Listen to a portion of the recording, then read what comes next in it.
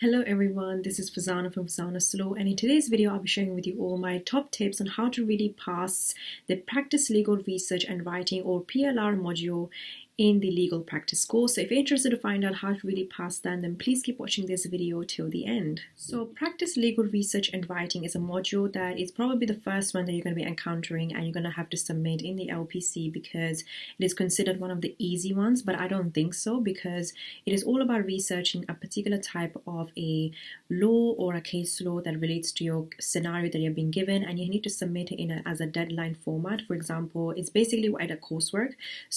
And also the writing element of that is basically writing a letter or a memorandum.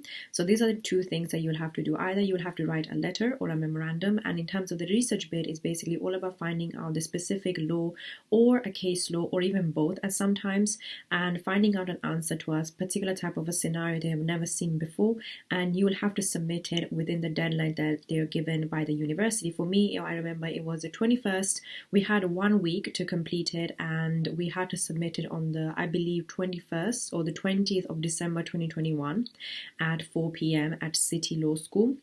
So that's how it worked out for me. This was all the module, what it's all about.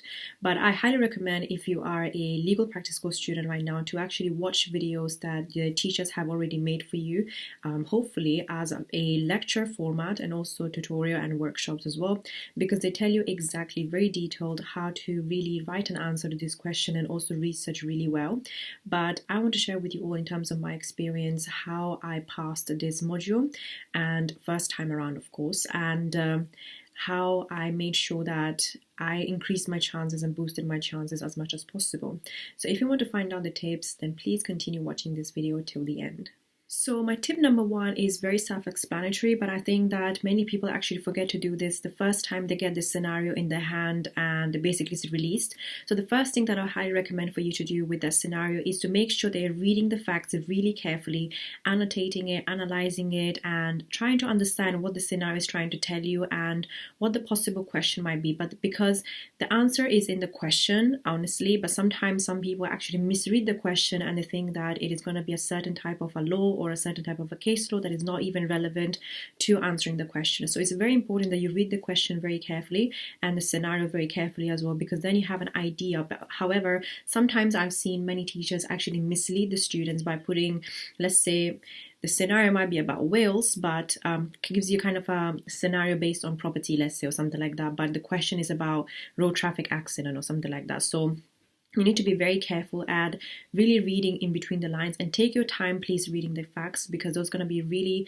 good at giving you hints in terms of what particular law or a particular type of a case law, or even both, whatever you might need to actually answer the question for the PLR aspect of this module.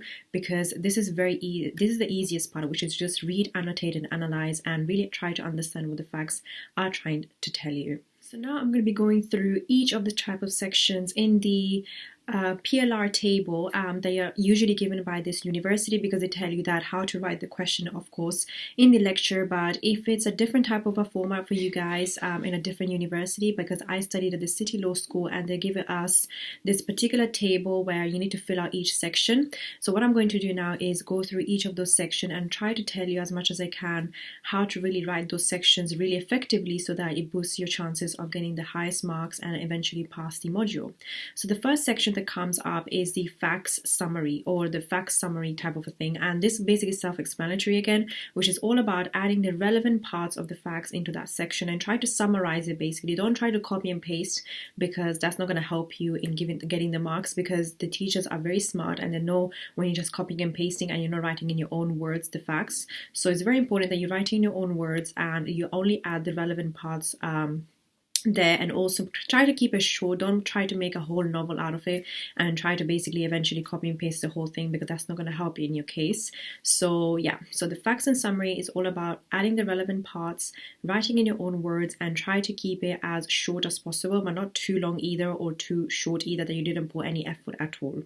So the next section in the table is all about client objectives, and this is the only section in the table, in the entire table, that has to be copied and pasted from the fact scenario. So whenever you're reading the question, and the questions are usually at the end of the scenario, so those are the two questions or even one question that you'll basically need to copy and paste in that section, the client's objective section of the table, and that's pretty much it. You don't have to do anything else about it. You don't have to reword it or try to make it as simple as possible so that you can understand, because you can do that in a separate paper. You don't have to do it in the table that you're going to be submitting eventually. So make sure that you understand the question, but you don't try to change or reword the question that you're given at the end of the scenario, because that's going to actually make you lose marks. So this is the easiest part probably, which is to copy and paste the questions that are found in the scenario or in the question itself under the client objective row of the table. The next section in the table is all about search terms.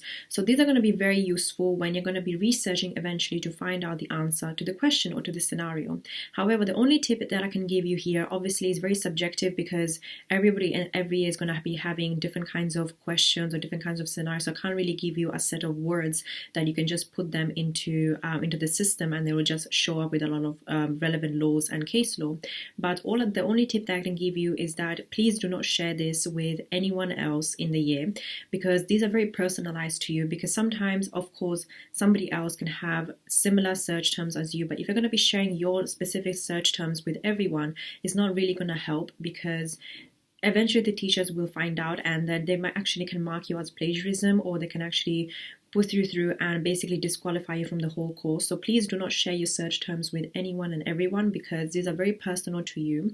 And even if somebody's forcing you to tell them, you know, your search terms to them and so on, and they're going to give you like some kind of a reward, don't listen to that, because that can actually be costly for your own career and your own course and your degree. So I would highly recommend for you to keep your own search terms to yourself. Of course, you can ask here and there, oh, have you found the search terms? And they say yes or no, and that's it. You don't have to share the specific words that you have used to find out the specific relevant law or case law. So yeah, I cannot stress this enough. The next section in the table is all about search results, which means that whatever you found on the website or the system, you're now going to be taking that and putting on the table. However, the best tip I can give you in this section is to make sure that you're as detailed as you can be, but be also relevant to the question. Do not just copy and paste things out thinking that the more I write, the better it is, because that doesn't really help in this section. You want to be as specific, as relevant as possible to the scenario and question, and make sure that you are obviously copy and pasting as much as you can, but try to be as detailed as possible, because in that way you're showing to the teacher that you know exactly what to take out and pick out and put it on the table, because you don't just copy and paste everything, because that doesn't really help your case, as I mentioned before.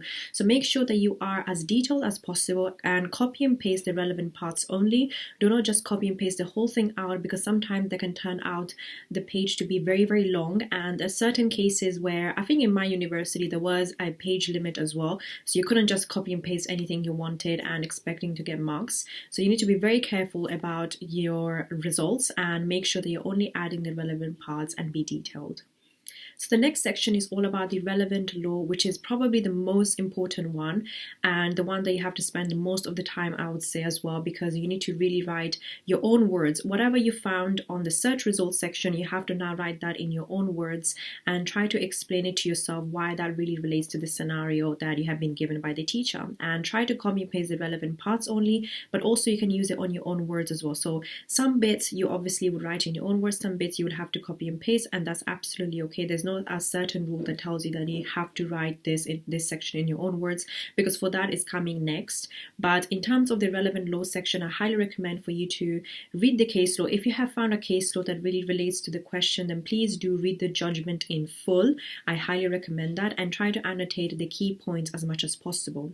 If your relevant law part of the section is all about the statutes and the relevant law itself, i.e.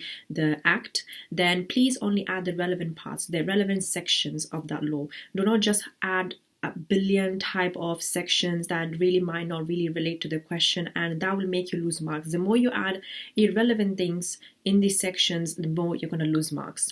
And please do not apply these law or the relevant law section to the facts, because for that we will come back to it later. But this is all about making sure that you can write in your own words the relevant law, whatever you have found in the search results. Secondly is to make sure that if you have a case law, then please read the full judgment and try to make sure that you're taking and picking out the relevant parts.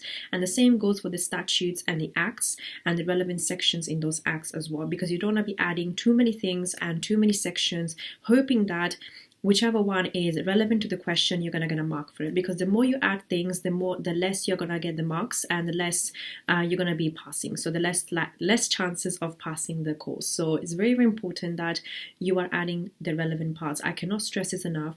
Don't just copy and paste anything thinking that you will pass. One of the last few sections left for the table to be actually completed and ready to be submitted is the summary of the law.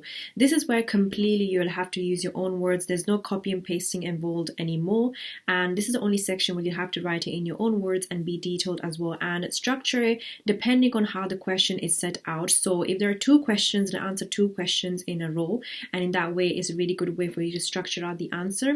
But if it's only one question, then obviously you can just write it in a piece of paragraph or something and try to relate it back to the relevant law and the relevant search results that you actually found, and you put them in your own words.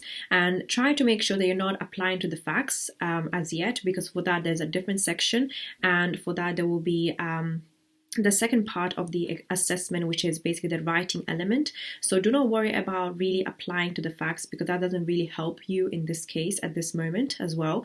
And yeah, just try to make sure that you're using in your own words. You're just trying to structure the answer depending on the type of questions that you're given. So if there is two, you write two paragraphs. If it's one, then you write one paragraph, and try to be as relevant as possible. I cannot stress this enough, how important it is for you to get at the highest chances of marks. And yeah, that will be the summary of the law.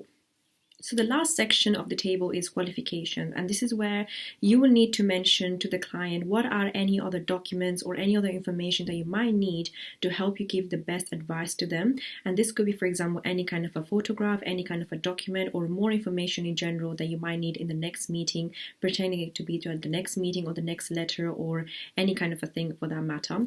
So make sure that this is where you write any kind of information that you might need, and the clue for those are usually on the scenario. So this is why I mentioned in the beginning that read the scenario as much as you can, because in there always there's going to be some hints about any extra document that you might need depending on the situation. For example, you might need a driving license or a healthcare medical record, or you might need someone's medical history, or you might need someone's driving license, whatever that might be.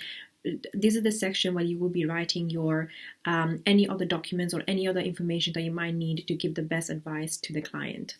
And now we're going to be moving on to the writing element of the assessment. So in terms of the writing element of the assessment, I highly recommend for you to follow these 3 rules. Number 1 is to make sure that you are personal, which means that you're addressing the client with the name, and try to show the closeness of the relationship between you, the supervisor, and the client as much as possible by addressing them in a very certain way that is very polite and professional. Number 2 is, of course, to be professional in your letter. Make sure that you're not putting any slangs or fillers or incorrect spag, which is spelling, grammar, punctuation, and all those kind of things.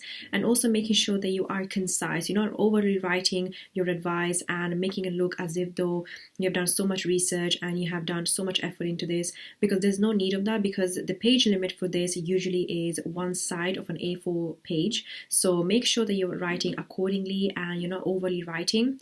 And also another thing that I want to share with you all is reading the guidelines that the teachers give you. For example, let's say if they tell you that you cannot write they are telling you to write a specific font and a size, you need to follow that, because usually if you don't follow that, then you will be losing your marks and eventually you will fail the module as well. So I highly recommend for you to follow these tips in terms of the writing element.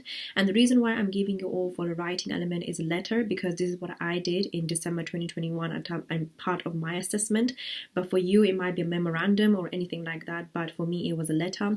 And in most cases, it's usually a letter, because that's the harder part, because you need to be more posh, you need to be more professional and very clear and client focused and client based. So yeah, those will be my tips in terms of the writing element of the assessment.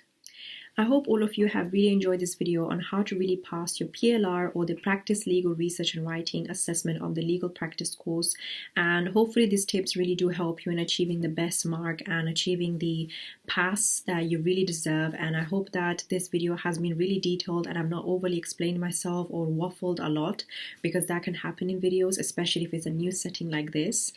And another thing that I want to mention to you all is that if you have any questions in terms of PLR or any other module that you might be struggling with, then please do comment them down below so I can check them out. And accordingly, and if I get a lot of comments, gearing towards the same type of a question, then I can also turn that into a video and that can help me with a YouTube idea as well. So I do not really mind you guys actually sharing with me any kind of questions or queries or any concerns that you might have in the comment section below.